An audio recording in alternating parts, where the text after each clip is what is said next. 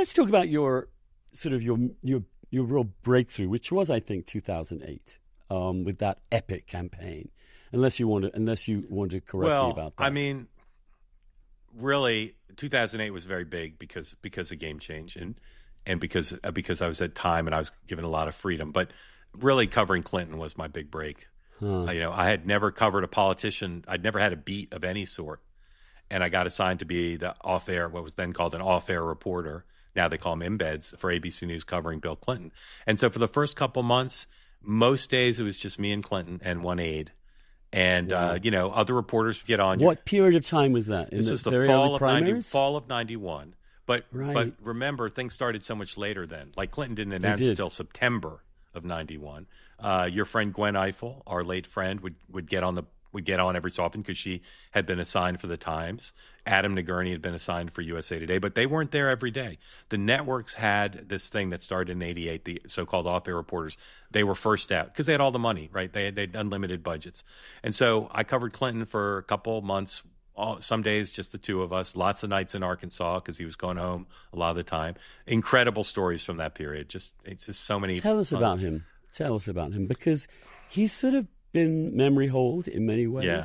He was certainly very central to the 90s. Yeah. Hugely important. Yeah. I remember meeting him very briefly, exactly when you're talking about. Yeah. I went to one of his early primary fundraisers and blew me away. Yeah. I mean, the intelligence of that man. Yeah, staggering. Was beyond belief. Staggering. I mean, seriously, I've rarely met someone as intelligent, as shrewd as Clinton, but obviously also deeply at war with himself in so many ways. Yeah. So leave the personal side stuff for a moment. Hillary Clinton has said about her husband, she said, when he dies, they should study his brain. And it's absolutely correct. I've met a lot of people as you have. I've never met anyone like him. One of the things that's just supernatural is if he's in a room, you know it. Doesn't matter how crowded he is or how far apart you are. He just radiates presence. And if he's in a room and there's 100 people and 99 like him and one doesn't, he'll spend the whole time with that one trying to win that person over. I say Bush and Obama are the opposite. If they're in a room with 100 people and 99 hate them and one like them, they'll just be with the one who likes them. They don't care about winning people over. Clinton did. Just a total genius. And probably the way I usually explain him in a shorthand, Sidney Blumenthal wrote a very important piece about Clinton for the New Republic, and he described Clinton being involved in the conversation, capital T, capital C. And I think that's the best way to understand Bill Clinton circa 1992. For 2 decades, he had been in the conversation with business leaders, labor leaders, government officials, Capitol Hill, internationally. He just was so conversant at the intersection of politics and policy. Now, he did not understand the press nearly as well as he did the other things, and in some cases, not at all. But policy and politics, I feel comfortable in saying there's never in our lifetime, there's never been an American like him. No one close. No one close. And so determined to be a 2-term president. And against all odds, right? Not born to privilege, not particularly well-known, governor of a small, relatively poor state. But he was just determined to be a 2-term president. And the Clinton thing was a little bit like my growing up in Washington. I knew nothing different. I knew nothing different about how good politicians were. And so after about 5 months of covering Clinton, my bosses said, we're going to have you switch for 2 days with your colleague who covers Tom Harkin. And after a day, I was like, nope, we're switching back.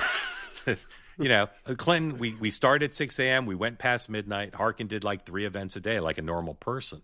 But I was the first person to ask Clinton about Jennifer Flowers. I was the first person to ask Clinton about dodging the draft just by fluke. My colleagues and I got the National Enquirer's first National Enquirer story before anybody else, because back in the day that wasn't an easy thing to do because it wasn't online. And we got the draft letter. ABC got the draft letter, and I was in a position to ask him. So I was there first, and I learned to be a very good political reporter just right then. And so everybody turned to me because I was there every day, and I had institutional memory. So the other reporters did. John King covered that campaign for the Associated Press. Adam Nagurney, Gwen Ifill, David Marinus. There were a lot, Dan Balls. There were a lot of very big, important, famous political reporters. But I was just like the kid with institutional memory. And it was Carville and Begala and Stephanopoulos and, just an incredible experience. So I was on the road almost every day for, about a year. And then I covered the beginning of the administration, and I walked into a White House press corps filled with Reagan Bush veterans, like my friend Britt Hume, who didn't know anything about Clinton and thought, who's this upstart kid who thinks he knows how to cover the White House. So my point is, and I could tell you Clinton stories for the duration of this podcast.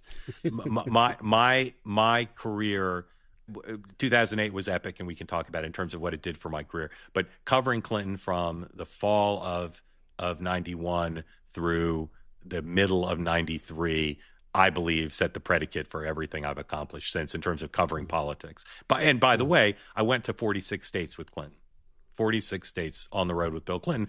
And so I saw a lot. I saw a lot of America on somebody else's dime, and that reinforced and really imbued even further in me the notion of it's not a game. It's not about politics. It's not even about government. It's about America.